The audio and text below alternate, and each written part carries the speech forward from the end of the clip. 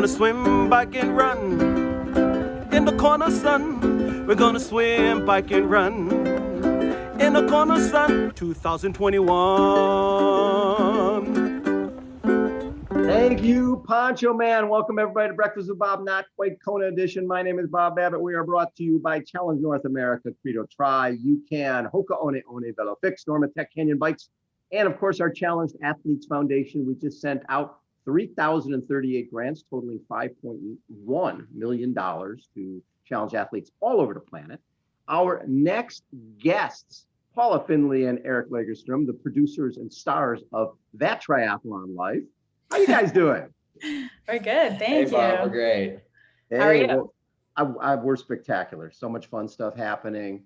Good. So Eric, what I'm excited about, that you and Mr. Starkey are going to go do Xterra down in where were you guys going? Oak Mountain down Alabama.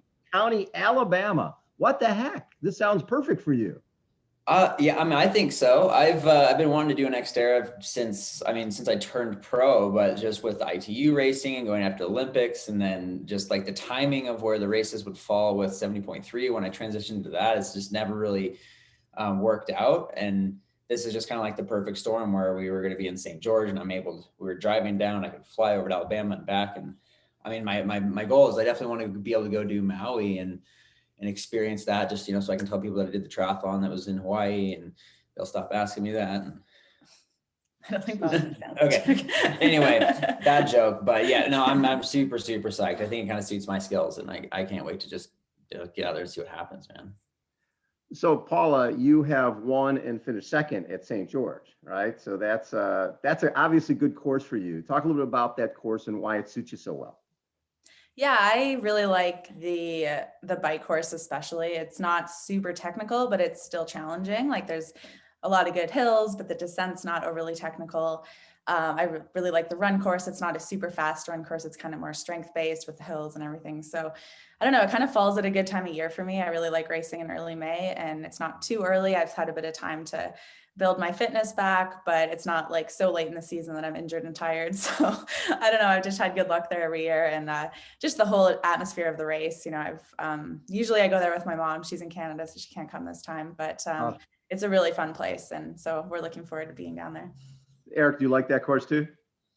Oh, I freaking love it, man. I actually, you know, when I did my first like little stint in an RV, living in an RV, it was in St. George, just kind of like camped out around the Sand Hollow area. And so I spent a good month there with the hotels and everything, and very, very good memories. I think more courses should be like St. George. It's exactly. There's stuff to talk about. There's hills you go up, you go down, and very cool spot. Yeah. So Paula, you're coming off of two huge wins, Challenge Daytona 2019, 2020, with one of the greatest fields ever assembled, coming home with 100K, and you get, you know, seventh at Challenge Miami. So you've become so versatile. With doesn't really matter what the course is, you're bringing your talents to it and producing great results. 10 years ago. I don't know about that. But well, hey, I mean, think about it. That Challenge Day, if St. George, that's the type of course I think that suits you really well. And the Challenge Daytona, just being in the bars, and then being a shorter race in Miami, you did well at all of them. What have you been doing training wise so that you're able to, you know, really perform across all platforms? I think the biggest thing, and this is not a secret, I've talked about it lots, is just consistency over the last year and a half. And having the year kind of break from racing was, I think, really positive for me, just in terms of getting a consistent year of running under my belt, and knock on wood, haven't been injured for almost a year and a half now. So I think that's really the only thing that matters for me, is going into a race healthy and in a good headspace, and then I can perform well. Anytime I go into a race with a lingering injury or not really confident in myself, that's when I struggle. So I felt that way into Daytona. I was pretty confident. I knew I was running well. Not necessarily me versus the other girls. I have no idea how fit anyone else is, but I just know that I'm fit and I've been running well, and all I can do is like control what I am doing. So that's the biggest key for me, is just not getting hurt and being happy. And that usually leads to a good result. Well, speaking of being happy, you guys got a new house. You've got a show that is getting great numbers, That Triathlon Life. People love watching. And I'm sure the pressure on Eric every week to go, oh my God, I got to do another episode. What are we going to do? I got to get something out on Sunday. Everybody's waiting.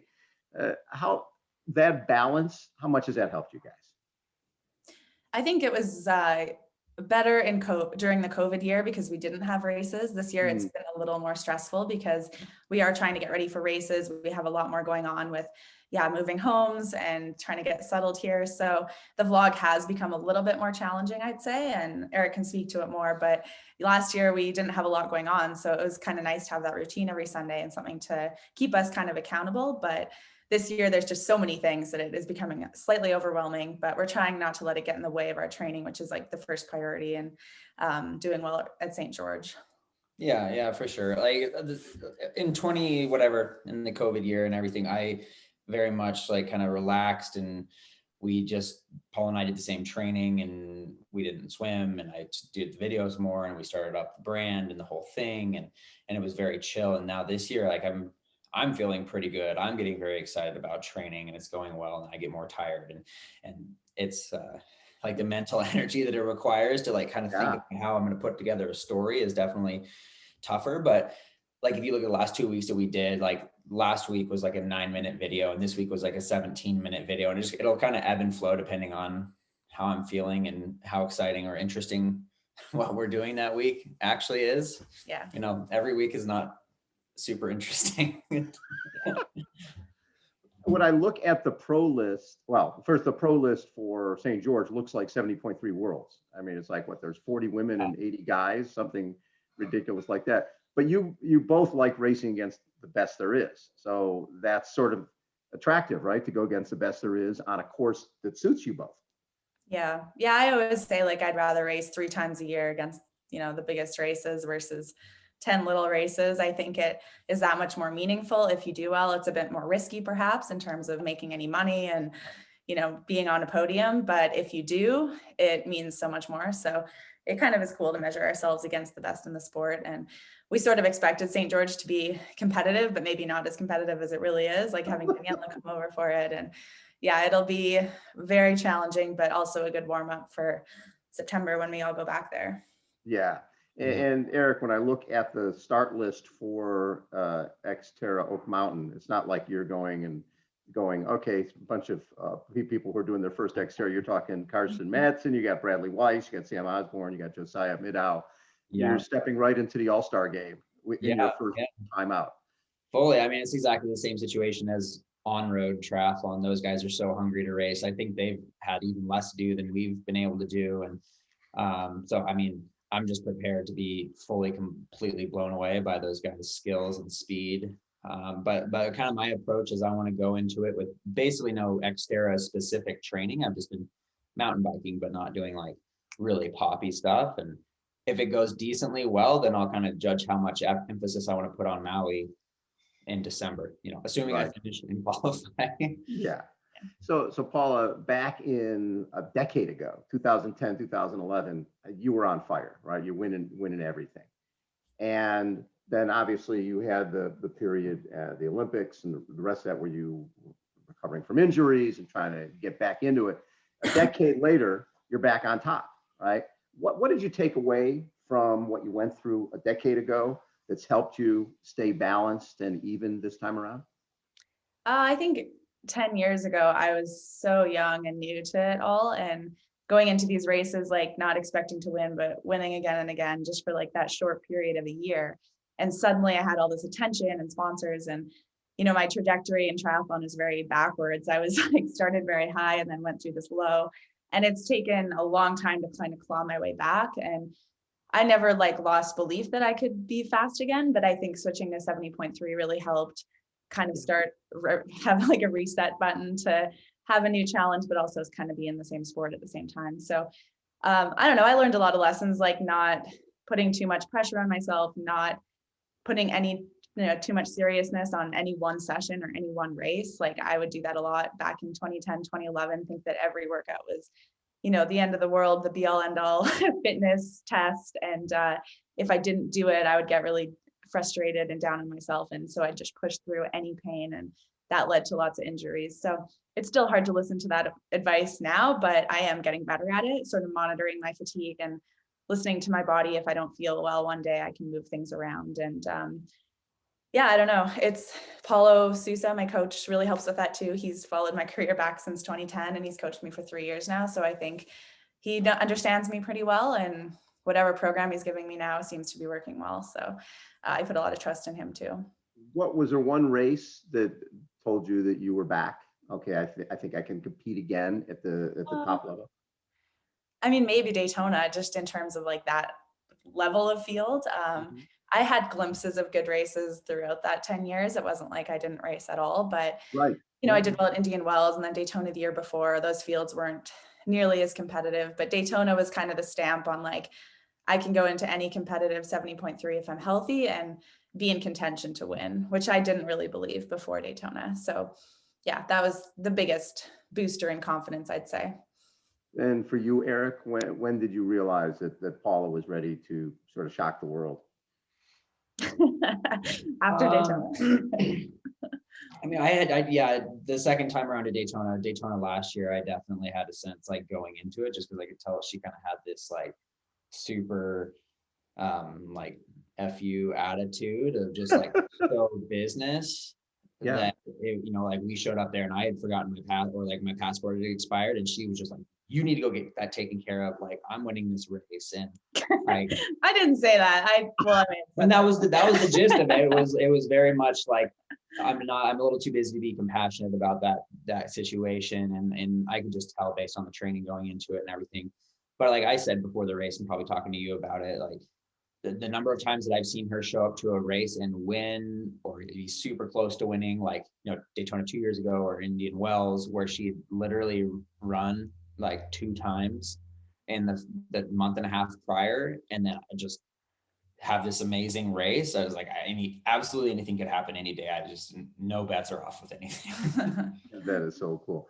And having the show, the positive of you know, getting the feedback that you're getting really nice numbers, and knowing you're impacting other people who are just starting out.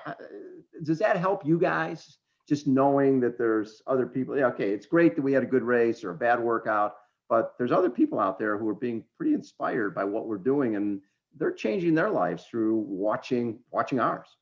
Yeah, for sure. I mean, that certainly gives me the motivation to continue to put in the time to do it every week, because I mean, you know, like the little bit of the pennies that we make on ad revenue on YouTube or whatever, any sort of impact that it's really had on our, you know, like financial situation is pretty ridiculous. And if you break it down into an hourly rate of how much time I spend on it, but for people Tell me about it. Yeah, you know, Bob. But the number of people who say like, oh, like, this has gotten me out of the door. I feel like I've lost 10 pounds just because I've been watching this, and I do a run every Sunday after I watch your video or something. That is kind of just, but the numbers are one thing, but when a real human says you changed or you helped me, that's the coolest part. Yeah. Well, and I can see that, because, you know, when you're out there training or racing, what you guys do for a living can be pretty selfish. You swim, you bike, you run, and you repeat. And then when you know that you're impacting other people, that can inspire you to keep doing what you're doing. Yeah, for sure. We're like a lot of people aren't as public about like their lives, and we share basically everything. So it's challenging sometimes, but yeah, for sure it pays off when we get messages from people, or, you know, feel like people care about what we're doing. And it adds a whole other meaning to training every day, but beyond just winning races. Has it surprised you guys? Because it's like you're going, we're sort of sharing our life, and it's not like we're climbing Mount Everest. We're basically going for a ride. We're going for a run. Yeah. We're moving. We're taking our dog for a walk. But the fact that you're sharing that I think it's also Eric's filming skills. Like, it wouldn't be nearly as interesting if he wasn't so talented at picking the music and, you know, filming in a very artistic way. It blows me away. So it's not just, you know, an iPhone following us around. It's like Eric is very, very creative and talented at putting these together. So that's what makes it so cool. It still blows me away every week when we see, you know, the number of people that have watched an episode or something. And, you know, like, I don't go back and watch the episodes.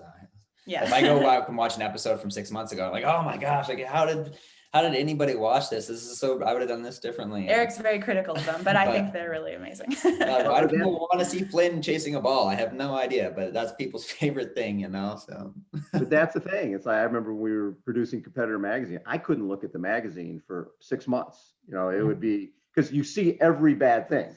Yeah. You need to give it 6 months, then you're able to look at it and go, oh, hey, that's pretty cool. I like that photo. Because there's some you've let it go. You can't change it at that point. Right. Exactly. Love it. Hey, I know you guys got to get to swim.